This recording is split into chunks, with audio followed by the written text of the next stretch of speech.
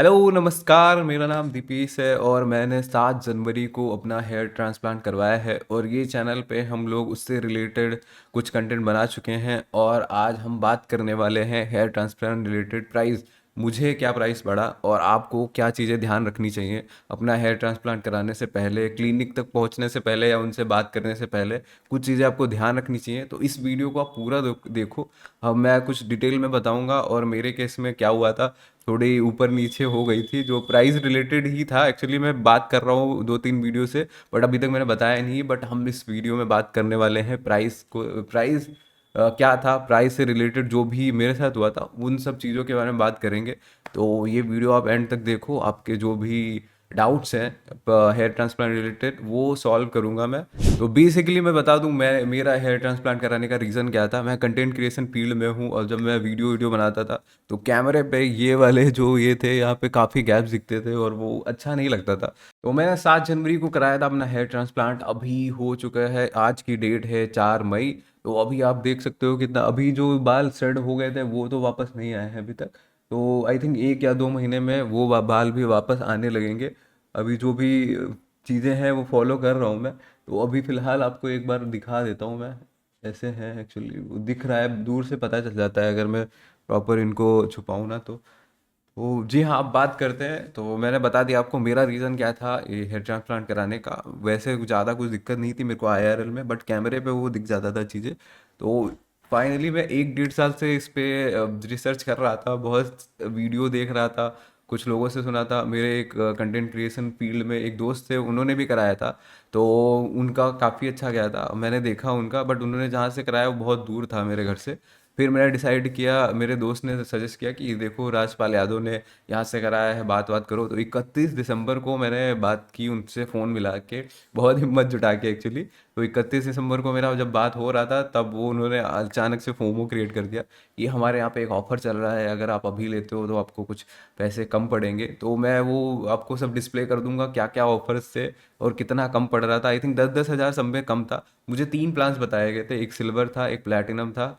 कुछ ऐसे 3 प्लान्स थे, एक्चुअली मैं भूल गया हूँ। सिल्वर, ब्रॉन्ज, प्लैटिनम, ऐसा कुछ थे। 3 प्लान्स आप समझ लो कुछ भी। एक सस्ता था, एक मिड वाला था, एक उससे हाई महंगा वाला था। उसमें कुछ होटल रूम्स वगैरह भी दे रहे थे। फिलहाल जब मैंने रिसेंटली कुछ पता किया था तो उसमें 2 ही प्लान्स रह गए थे। वो उसको हटाते हैं। तो जो मैंने लिया था वो पड़ रहा था मुझे, वो मैंने 2,000 रुपये का बुकिंग कराना था तभी। तो अगर बुक करता तो ऑफ़र मिल जाता मुझे। तो मैंने बुक करा लिया फटाक से, 2,000 रुपये दिए घर वालों से बात बात करके। और आप पता है अचानक से ऑल ऑफ ए सडन ये सब हो रहा है। और मैंने अभी एक ही दिन में मैंने एक शाम को मैसेज डाला, अगले दिन मैंने बुक भी करा लिया, जबकि मैं केवल जानकारी ले रहा था। तो जो कि अच्छी बात है, ऑल ऑफ ए सडन हो गया अभी। बाकी आप कितने दिन तक सोचता। तो फिर क्या हुआ, अचानक से मैंने बुक करवा लिया, घर वालों को जैसे तैसे बोला कि उन लोगों को डर लग रहा था, बट मैंने बुक करा लिया। फिर उनसे हमारा बात बात हो रहा था।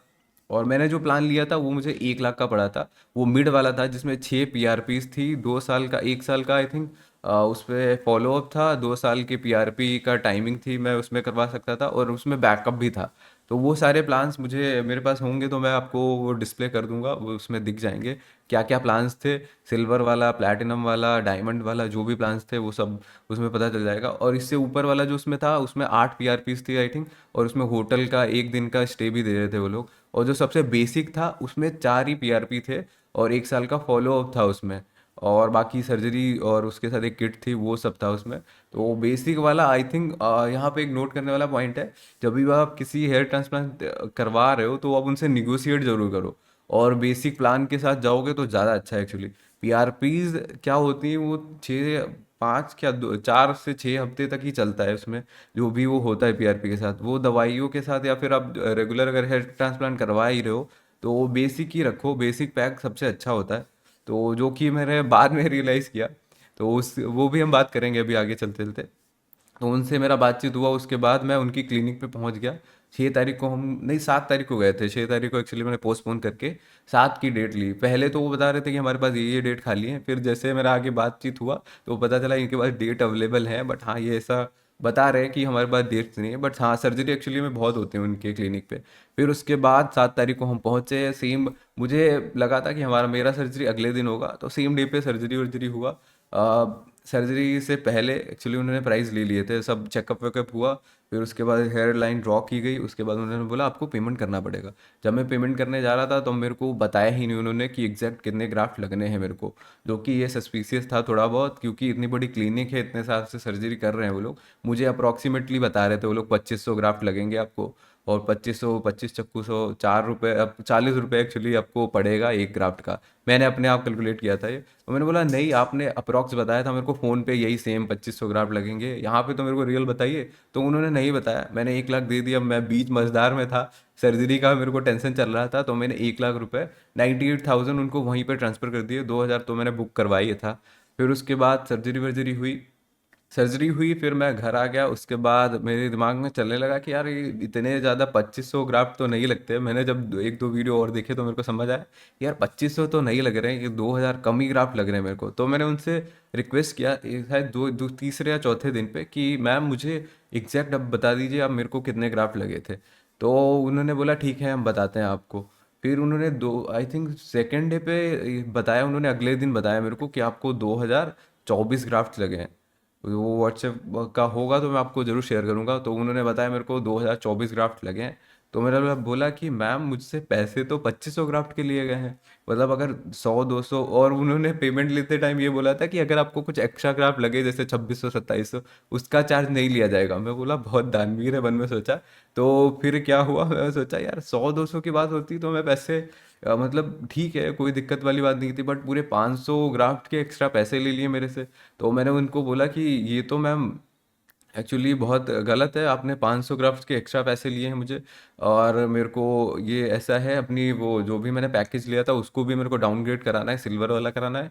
मैं इतना, मेरे घर से वो क्लिनिक की दूरी है 350 400 किलोमीटर। तो मेरे 2 बार मैं एक्स्ट्रा जाऊंगा, और पैसे का खर्चा। मैंने सोचा मेरा बजट थोड़ा लो था, 1 लाख तक का ही था। मैं सोचा कि यार ये तो मैं अभी 1 लाख की सर्जरी करा लिए, ऊपर से मैं अभी दवाइयों का खर्चा 20 30 हज़ार रुपये कम से कम आएगा, और ऊपर से मेरा वहाँ जाने का एक बार में 5 6 हज़ार रुपये मिनिमम एक बार जाने का।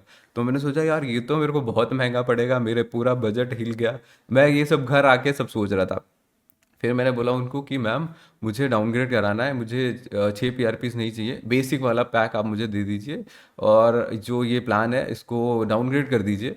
उसके बाद मैंने बोला कि मेरे जो 500 ग्राफ्ट्स के एक्स्ट्रा पैसे लिए गए हैं वो मुझे वापस चाहिए, वो मुझे रिफ़ंड करिए आप लोग, रिटर्न करिए, जो भी है आप देखिए, और आपकी तरफ से मिस्टेक हुई है तो आप लोग ये करेक्ट करिए। वो लोग बोले नहीं ऐसा नहीं होता है, ये वो हमने आपको पहले ही बताया था। फिर वो लड़की से मेरा बात हुआ, फिर उसके बाद उसने वो जिस बंदे ने पेमेंट लिया था मेरे से, और एक और मैम थी, तो पहले वो बंदे ने बात की, फिर वो मैम ने बात की, मेरे को समझा रहे वो कि नहीं ऐसा नहीं होता है, वो पूरा पैक था आपका, उसमें सब इंक्लूड था, अब ऐसा डाउनग्रेड नहीं होगा, और आपके पैसे ये वो उन्होंने काफ़ी मेरे को बोला। मैं बोला एक्चुअली मैं कंटेंट क्रिएटर फील्ड में हूँ, आप इतना सारा प्रमोट कर रहे हैं अपनी क्लिनिक को, ये वो जो भी था उनकी क्लिनिक की तरफ से। मैंने बोला कि अगर मैंने ये वीडियो बना के डाला तो आप समझिए आप क्या होगा। मैं अपना एक्सपीरियंस तो ज़रूर ही शेयर करूँगा, जैसा आप देख रहे हो ये वीडियो में जो भी सही है मैं वो सब बताऊंगा आप लोगों को। तो फिर बातचीत हुआ, वो लोग 2 3 कॉल और मिली, उनके बाद मेरे को किसी का नंबर दिया उन्होंने अपने सीनियर या जो भी होगा, तो उससे मेरा फिर मैंने कॉल नहीं मिलाया, मेरे को लगा उनकी तरफ से आएगा। तो फिर उसके बाद उन्होंने नंबर दिया था, तो मैंने उस पर कॉल किया। उन्होंने मैम ने पूछा कि क्या क्या दिक्कत है, तो मैंने बोला ये सीन है, मेरे को 500 ग्राफ्ट के एक्स्ट्रा पैसे लिए गए थे, और मेरे को PRPs भी 6 नहीं चाहिए, 4 ही चाहिए बेसिक प्लान वाला। और तो उन्होंने ज़्यादा क्वेश्चन नहीं किए, फिर उन्होंने फटाक से मेरे को UPI से ट्रांसफ़र कर दिए, 40,000 रुपये मेरे को वापस आ गए। तो ये थी एक्चुअल स्टोरी, मेरे साथ ऐसा हुआ था। फिर उसके बाद मेरे को पता चला कि मैंने एक और बंदा था, तो वो बात बात कर रहा होगा, मैंने सोचा कि निगोशिएट करो, तो उसको वो लोग बेसिक प्लान ही 40 रुपये पर ग्राफ्ट बताते हैं, अगर आप निगोशिएट करो तो उसके बाद वो लोग 30 रुपीज़ पे आ जाते हैं। तो मैंने जो 40,000 रुपये वापस ले लिए थे, फिर मेरे को एक ग्राफ्ट का प्राइस पड़ रहा था अप्रॉक्सीमेटली 30 रुपये। और उन्होंने रिकाउंट भी करे थे, जब मैंने बोला कि मेरे को पैसे वापस चाहिए तो बोल रहे हैं कि हम रिकाउंट करेंगे, ये बीच की बात है। पैसे वापस करने से पहले। तो उन्होंने रीकाउंट किया, मैं सोच रहा हूँ रीकाउंट करेंगे, अब ये ज़्यादा बता देंगे मेरे को, फिर मैं बोलूँगा क्या यार ठीक है, एक बार आपने ये बोला एक बार वो बोले।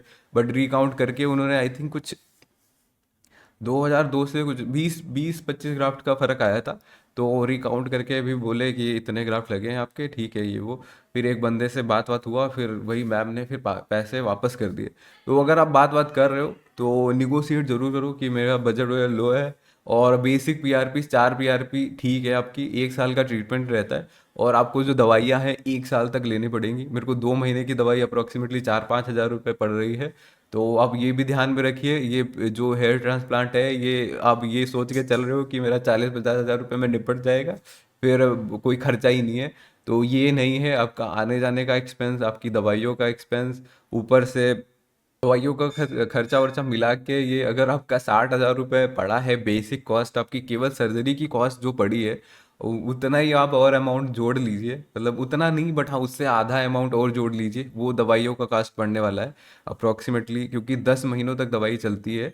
जो आपको मिनॉक्सिडल हो गया, फिनास्ट्राइड हो गई, और हेयर बायोटीन वाली जो दवाई हो गई।